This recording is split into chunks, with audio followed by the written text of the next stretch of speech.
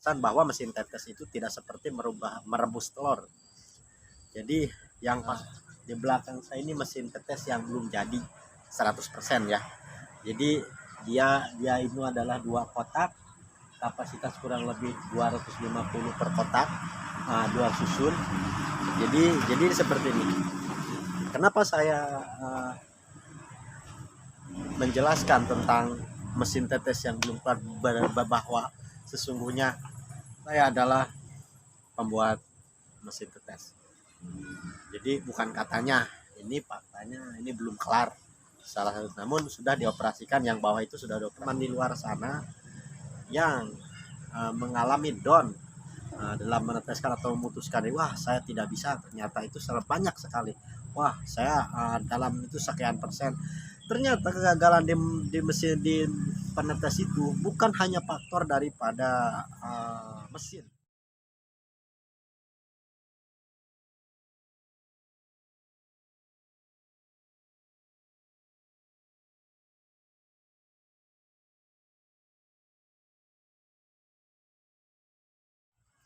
Assalamualaikum warahmatullahi wabarakatuh. Jumpa kembali di channel YouTube saya, Sulung Mandiri. Kali ini saya akan memberikan informasi tentang kegagalan dalam mesin tetes. Jadi kegagalan dalam mesin tetes itu yang saya temukan di luaran, orang-orang yang hanya gagal 1 kali sudah down atau sudah frustasi dalam mesin tetes. Sudahlah, dengan dalihnya, sudahlah saya tidak bisa meneteskan, atau langsung menyalahkan mesin tetes. Saya di sini memberikan penjelasan bahwa mesin tetes itu tidak seperti merebus telur, mendidih telur itu akan matang seperti itu. Jadi tidak. Faktor kegagalan dari mesin tetes itu banyak sekali. Cara meneteskan, faktor kegagalannya itu banyak sekali. Contoh pertama yaitu adalah tidak mencukupinya suhu atau kekurangan suhu, itu faktor tidak menetes. Di sini saya mengomentari bahwa orang yang hanya mencoba di mesin tetes atau mencoba meneteskan itu, menurut saya itu jarang sekali untuk berhasil mencapai maksimal. Jadi di sini saya pastikan bahwa meneteskan, bahkan menurut saya bahwa saya juga bukan mengumbar kesombongan, bukan. Saya juga di sini pembuat mesin tetes, dan saya juga penetes, dan saya juga peternak. Jadi saya sangat hati-hati sekali dalam meneteskan telur. Jadi ini contoh kecil mengapa saya dapat videokan di belakang saya ini mesin tetes yang belum jadi, baru 50%. Jadi ini hanya contoh kecil saja bahwa saya itu adalah pembuat mesin. Menjelaskan tentang mesin tetes yang belum keluar, bahwa sesungguhnya saya adalah pembuat mesin tetes. Jadi bukan katanya, ini faktanya, ini belum kelar salah satu, namun sudah dioperasikan. Yang bawah itu sudah dioperasikan, namun yang atas belum rampung. Hanya untuk teman-teman di luar sana, mari dukung saya dengan cara like, share ke teman-teman, grup dan grup komunitas dan sebagainya, lalu subscribe untuk saya lebih giat lagi, atau saya lebih semangat lagi untuk memberikan informasi seputaran ternak bebek dan entok. Jadi di sini teman-teman, sekali lagi saya jelaskan, meneteskan telur atau menetaskan telur itu tidak seperti merebus telur. Kalau merebus telur itu semuanya pasti matang. Beda halnya dengan penetesan. Kalau penetesan, banyak faktor yang dapat mengakibatkan kegagalan dalam menetes. Jadi saya sampaikan untuk saudara-saudara dan teman-teman di luar sana yang mengalami down dalam meneteskan atau memutuskan, wah saya tidak bisa, ternyata itu sangat banyak sekali, wah saya dalam itu sekian persen. Ternyata kegagalan di mesin di penetes itu bukan hanya faktor daripada mesin, suhu. Mesin pun harus benar-benar layak, mesin pun harus benar-benar teruji, mesin pun harus benar-benar operasi dengan sebaik-baiknya. Nah, tidak hanya cukup di situ, kita juga harus mengontrol embrio atau bebek penghasil telur.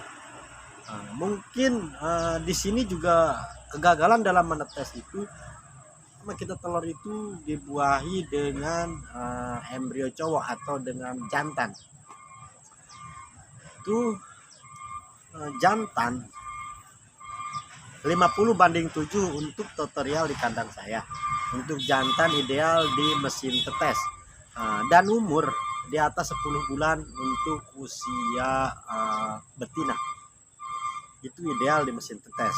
Dan tidak cukup itu juga, karena kebanyakan yang saya dapat di luar sana atau teman-teman saya, ketika abang mesin tetes produksi abang menghasilkan berapa persen, itu pertanyaan yang bagus sebetulnya, dan itu pertanyaan yang masuk akal. Namun kadang kita lupa bahwa kita sendiri pun belum bisa disiplin atau belum cukup ilmunya untuk dapat meneteskan maksimal persen gitu, maksud saya. Itu yang kita perlu pahami dan yang perlu kita pelajari di sana. Jadi ayo teman-teman, bahwa meneteskan itu sebetulnya gampang, dan meneteskan itu sebenarnya tidak rumit. Yang penting jangan gampang menyerah, jangan gampang putus asa, gali terus ilmunya tentang seputar mesin tetes. Mungkin zaman sekarang juga sudah maju, sudah bisa ditanyakan lewat Google, dan sudah bisa dicek lewat YouTube, dan sudah bisa lewat grup Facebook yang memandu dalam meneteskan telur. Dan banyak lagi faktor telur gagal menetes, seperti meminimalisir untuk finishing penetesan dengan cara penyemprotan. Itu salah satu upaya bagaimana memaksimalkan hasil daya tetes, itu adalah penyemprotan. Dan seperti yang lainnya, ketika kita masuk telur di umuran 0 sampai 4 hari, itu menaikkan suhu biasanya antara 5 sampai 10 dari suhu standar. Itu salah satunya. Dan yang lainnya juga seperti ketika di usia 20 atau untuk bebek ya, untuk bebek kurang lebih di 29 sampai 28 hari itu, ketika 25 hari atau 20 hari menurunkan suhu, itu salah satu langkah bagaimana caranya agar menetes lebih maksimal. Jadi masih banyak cara-cara untuk mendapatkan hasil maksimal persen dalam meneteskan telur bebek, ayam, dan sebagainya. Mungkin untuk teman-teman di luar sana yang membutuhkan atau langsung komunikasi, tanya jawab tentang seputaran mesin tetes atau tentang seputaran meneteskan telur, saya terbuka sekali berbagi dengan teman-teman, saudara subscribe atau penonton di luar sana. Silahkan di hubungi WA saya di 0858 17416540, yaitu WA pribadi.